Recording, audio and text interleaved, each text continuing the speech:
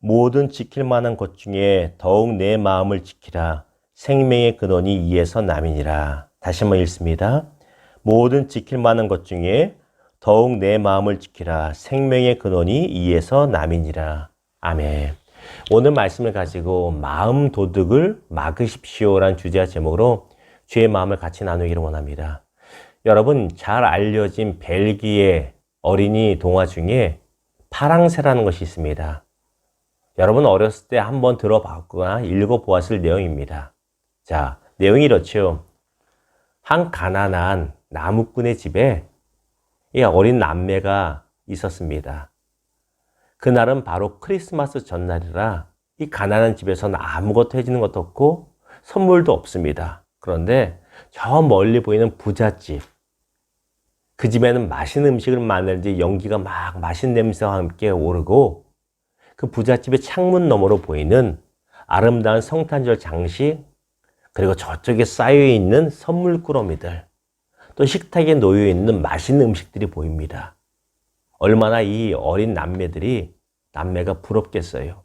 서로 말합니다. 오빠, 저 집은 참 좋겠다. 그래, 저 집은 참 행복하겠다. 그런 얘기를 합니다. 그런데 갑자기 문을 두드리면서 처음 보는 이상한 요술 할머니가 와서 파랑새를 찾아오라고 부탁 아닌 명령을 하는 것입니다. 그리고 이 어린 두 소녀는, 남매는 파랑새를 찾아 계속 이곳저곳을 돌아다닙니다. 하지만 결국 찾지 못하고 말게 됩니다. 근데 그게 알고 보니 꿈이었어요. 아침이 되어 두 남매가 꿈을 깨서 보니 밤새 그렇게 꿈속에서 이 나라 저 나라를 돌아다니며 찾았던 파랑새가 바로 본인의 집 새장 안에 있는 새였다라는 것입니다. 이 이야기가 주는 교훈이 무엇입니까? 명확하죠. 행복은 가까이 있다는 것입니다. 이미 내 상관에는 내가 행복할 수 있는 조건이 충분하다는 것입니다. 그럼에도 불구하고 남의 것만 바라보다가 행복을 놓치고 있다. 그것을 우리에게 말해주는 교훈입니다. 자, 오늘 본문인 잠언 4장 23절은 우리에게 너무나 잘 알려진 말씀입니다. 잠언의 저자인 솔로몬이 어떤 사람입니까? 세상에서 가장 부자였고 세상의 모든 것을 소유했던 바로 사람입니다. 그럼에도 불구하고 솔로몬의 또 다른 저작인 전도서를 보면 그의 고백은 모든 것이 헛되고 불만족스럽다라고 말하고 있습니다. 그 이유가 무엇일까요? 더 가지지 못해서가 아닙니다. 마음을 뺏겼기 때문입니다. 잘 들으십시오. 마음을 도둑에게 뺏기면 그 어떤 것으로도 행복할 수 없고 감사할 수 없다라는 것입니다. 이것이 중요합니다. 이에 우리 주님은 우리에게 오늘 말씀을 통해서 세상의 다른 귀중한 어떤 것보다 네 마음을 지키는 데 집중하라고 말씀하고 계시다라는 것입니다. 제가 어렸을 때 이런 기억이 납니다. 밤에 이 한 방에서 같이 가족이 5식구가 잠을 자는데 잠들기 전에 저희 어머니가 껌을 씻고 껌을 머리맡에다가 붙여놓은 기억이 나요. 그 껌을 왜 머리맡에 붙여놓을까요? 그 다음날 아침 일찍 일어나면 어머니가 그 껌을 다시 떼서 씹습니다. 저보다 나이가 있는 분들은 아마 기억이 날 겁니다.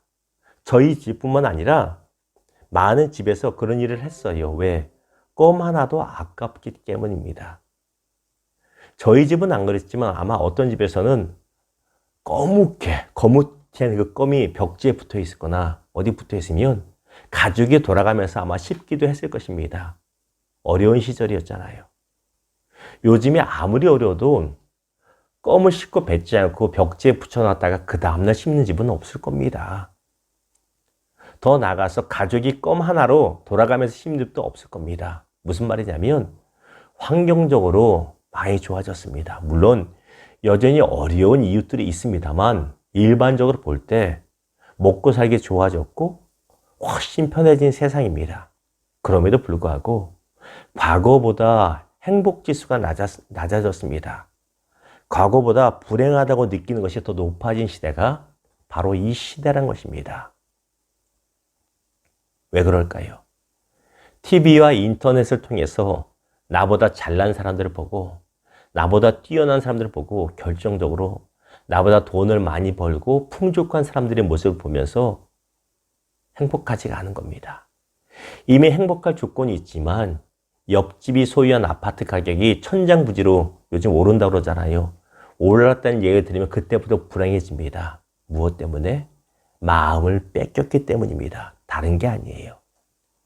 재물을 뺏긴 것이 아니라 마음을 뺏기면 그 어떤 것에도 행복할 수 없다라는 것입니다.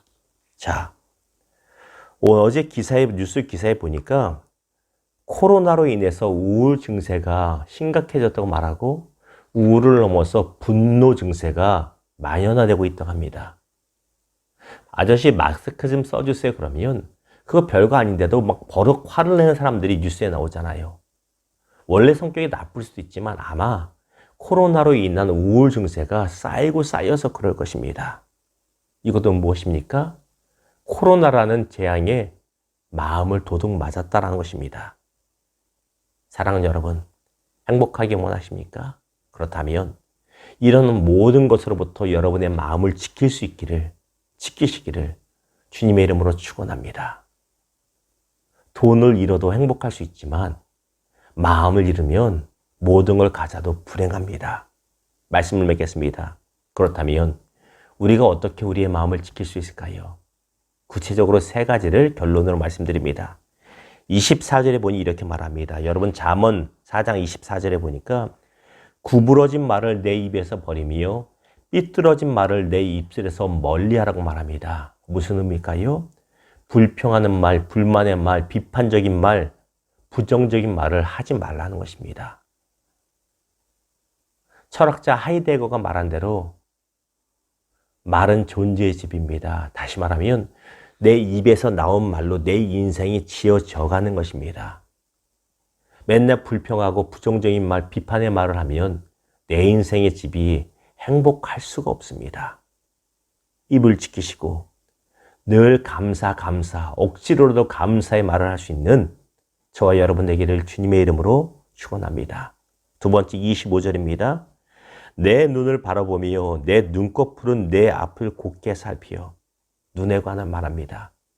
올바른 것, 좋은 것만 보라는 것입니다. 내 마음을 상하게 할 것 같은 건 아예 쳐다볼 생각을 하지 말라는 것입니다. 여러분 TV 프로그램 중에 집을 구해주는 프로그램이 있더라고요. 구해줘 홈즈인가? 재밌어요. 그렇죠? 참 기가 막힌 집들을 나름대로 좋은 가격에 좋은 조건으로 구합니다. 근데 그걸 볼 때마다 그런 생각이 들어요. 이 프로그램을 보고 즐기는 사람들도 있겠지만 억장이 무너지고 분노가 치미는 사람들도 꽤 많겠다. 왜? 세상에 보았더니 서울 시내 10평짜리 전세 빌라를 구하는데 10평입니다. 원룸 구하는데 전세 가격이 10억이 넘어요. 10억을 가지고도 집이 없다고 징징대는 사람들이 나오고 1억이 없어서 월세비도 못 내고 월세도 못 드는 사람도 여전히 많다는 것입니다. 아무 의도 없이 만든 프로그램일 수 있지만 보는 내가 그것을 선택함으로 내가 불행해진다면 안 보면 되는 겁니다. 그렇잖아요. 남들이 잘 사는 거, 남들이 뛰어나지는 거 안 듣고 안 보면 되는 겁니다. 마음을 지킬 수 있다는 것입니다. 마지막으로 26절 보십시오. 내 발이 행할 길을 평탄하게 하며 내 모든 길을 든든히 하라.